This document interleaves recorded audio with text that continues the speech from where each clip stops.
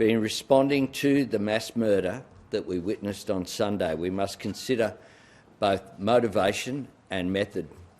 The National Security Committee has met now 6 times since Sunday evening.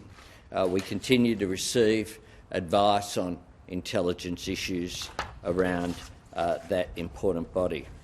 And today we've been informed that by the Office of National Intelligence has identified a regular online video feed from ISIS that reinforces that this was an ISIS-inspired attack. Further work is being done by the security agencies around motivation, and will continue to meet and provide them with whatever support they need at this difficult time.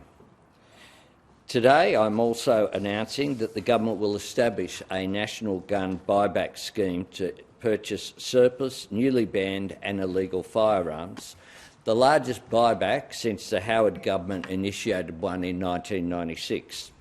Australia's gun laws were last substantially reformed in the wake of the Port Arthur tragedy. The terrible events at Bondi show we need to get more guns off our streets. We know that one of these terrorists held a firearm licence and had 6 guns, in spite of living in the middle of Sydney suburbs there at Bondi Beach. There's no reason why someone in that situation needed that many guns.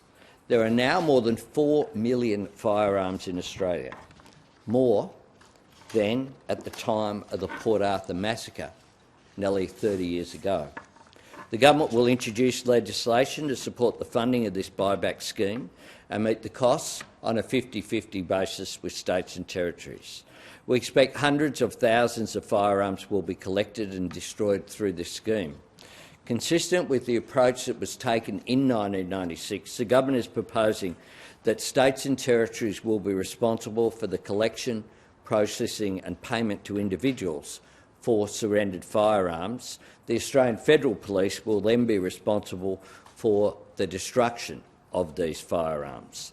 The National Gun Buyback Scheme is on top of the work that was agreed by National Cabinet on Monday, limiting the number of firearms to be held by any one individual, limiting open-ended firearms licensing and the types of guns that are legal, making Australian citizenship a condition of holding a firearm licence, accelerating work on standing up the National Firearms Register, and allowing the additional use of criminal intelligence to underpin firearms licensing.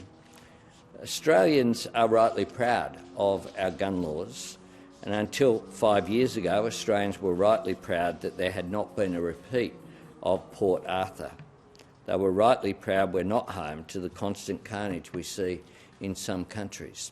But there have been, of course, incidents in both Queensland and Victoria that have seen so-called sovereign citizens murder police officers.